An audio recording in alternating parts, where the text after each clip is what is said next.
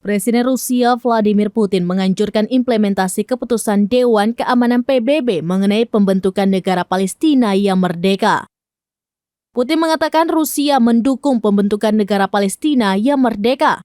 Menurutnya, posisi Rusia dalam penyelesaian konflik Palestina-Israel sudah terbentuk selama beberapa dekade terakhir, bukan karena peristiwa tragis baru-baru ini. Putin berpendapat masalah Palestina-Israel telah disertai dan diperburuk oleh kegiatan mediasi sejumlah negara dalam beberapa tahun terakhir.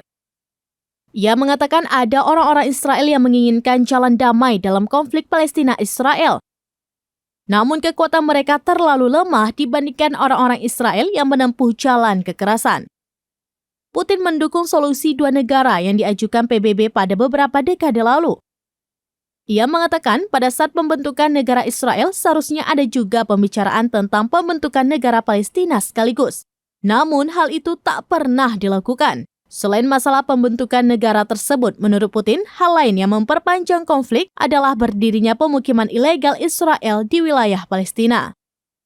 Menurutnya, peningkatan tensi Palestina-Israel baru-baru ini adalah wujud dari ketidakadilan tersebut.